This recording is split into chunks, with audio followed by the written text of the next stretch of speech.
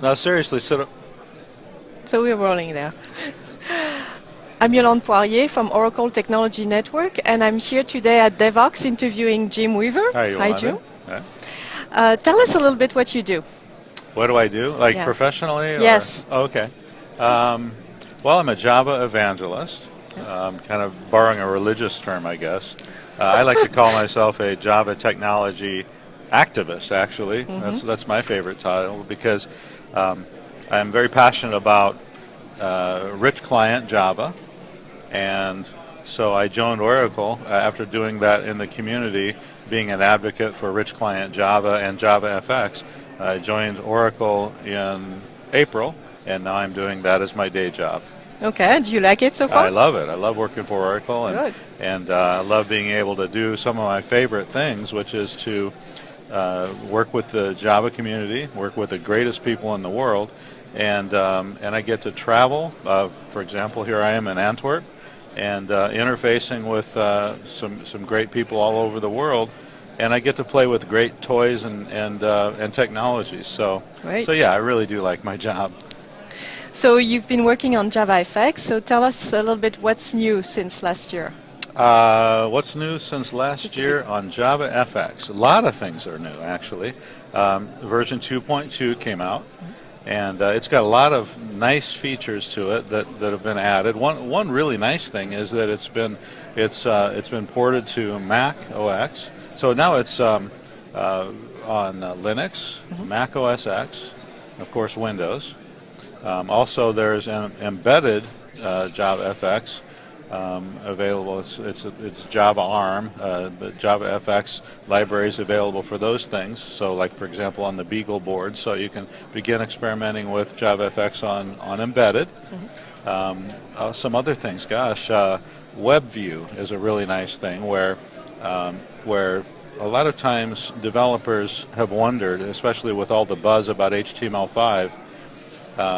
Do I use HTML5 or do I use JavaFX?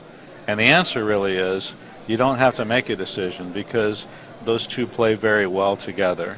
And so one of the nice things about the new things in JavaFX is this WebView control, which is a WebKit port, which then allows you to leverage the best of both worlds, HTML5 and JavaFX, rich client Java, and then talk between them, between Java and JavaScript and back. So that's another really nice thing about a really nice new thing. Another really nice thing is that Java has had this issue over the years with deployment, both deploying the platform itself, the JRE, the Java Runtime Environment, but also in deploying Java applications. So one of the nice features about in the new versions of JavaFX is this idea of self-contained applications, so where a developer can create very easily a native package that has a native installer that then installs, including the runtime, the version of the runtime that they want, on the user's machine. And at Java 1, for example, we demonstrated that one of the showcase JavaFX applications is actually in the Mac App Store. So this idea of being able to create native installers so that the users can have the experience of just clicking and going through a normal install process of the application makes it very deterministic and easy for the user. So that's another new thing that's an exciing feature. So what kind of tool can developers use, or designers? Really, any kind of tools they want.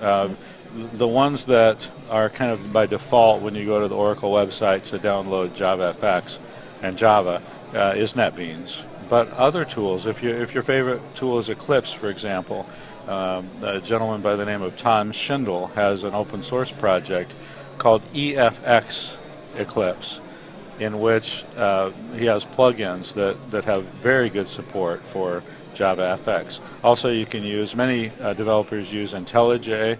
You could use JDeveloper from Oracle. Lots of different tools you can use for, you just use your favorite IDE. And you have also, like, what kind of tools do you have for designers?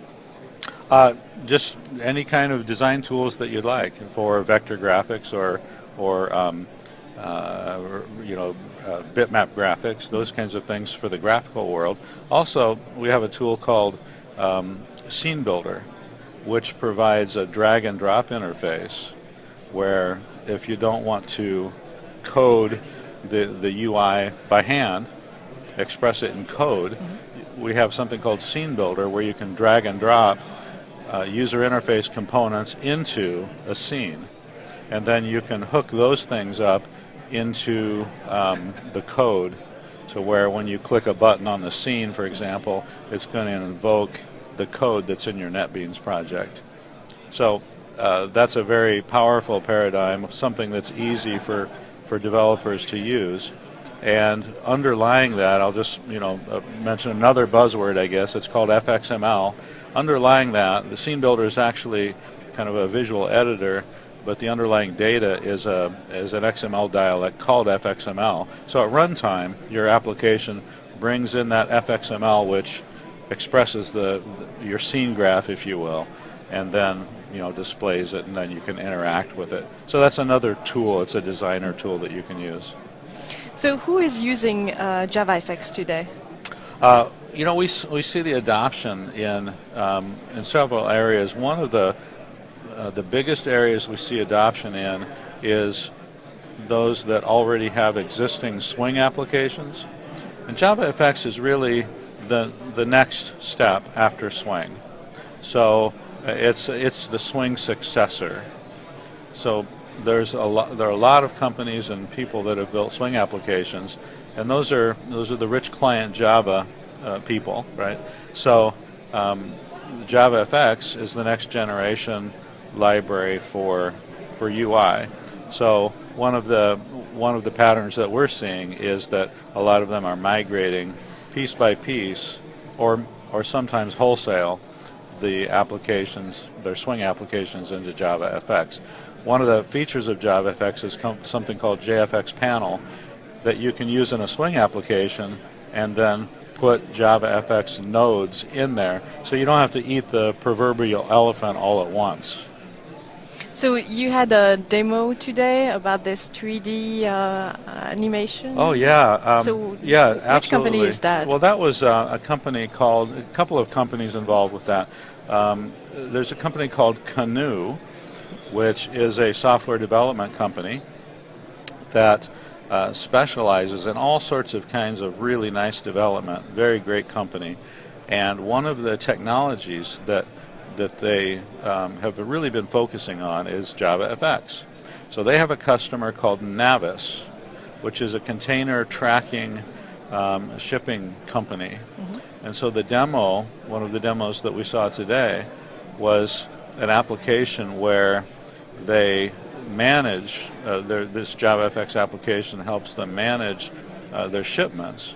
But in addition, it shows 2D and 3D views of their shipyards, including the containers on there, and it's very interactive to where you can drill down into a container and see what's on board, and all sorts of business logic surrounding that, so that you can really get a good handle on what's in the yard in a 3D manner.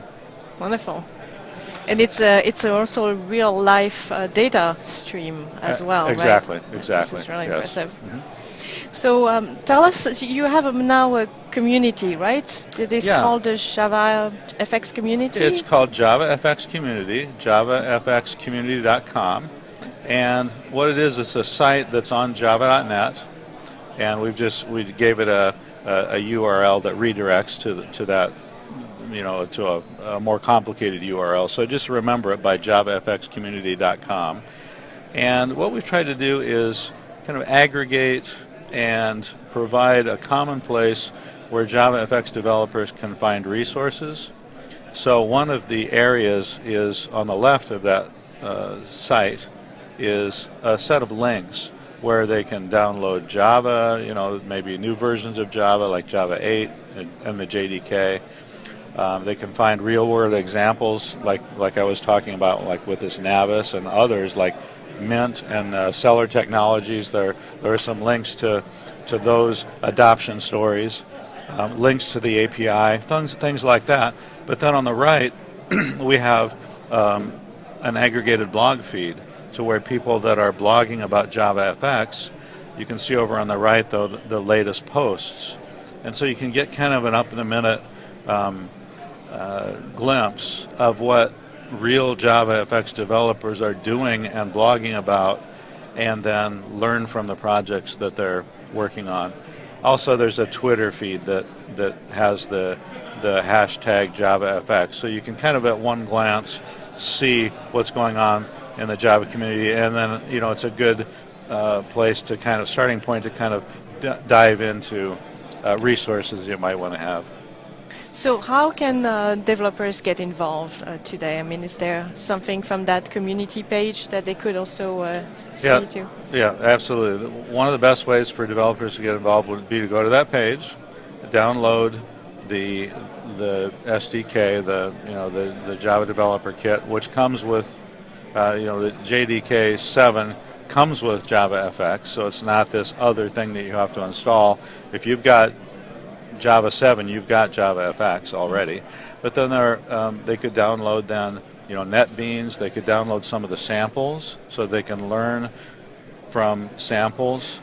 For example, there's an application called Ensemble, which is one of the samples in the download package, where the Ensemble application then has an example of all the different types of things that are in JavaFX, like the controls, or maybe some, or a lot of the animation objects, and graphical objects, charts, techniques. It's all very accessible to the developer in this one application, so they can click on one of the techniques, see it in action, and then see the associated code, and then copy it into their project. So a good way to get involved would be to download it, download some tools, download some examples, and just play with it. Wonderful. Yeah, play is good. Yes, it's good.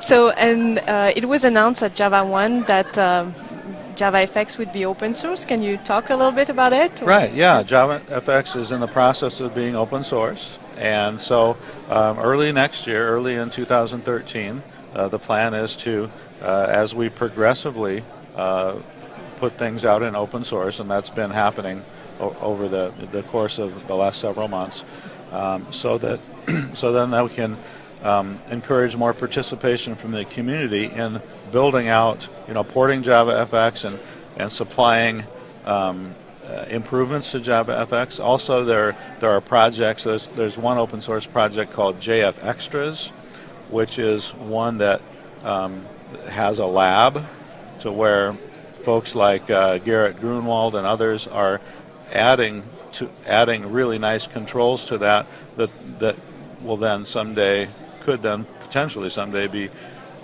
destined for the mainline OpenJDK or OpenJFX project. Wonderful. Yes. Thank you so much You're for quite all welcome. this information and news. Thank you for coming. Thank you. Thank you for joining us.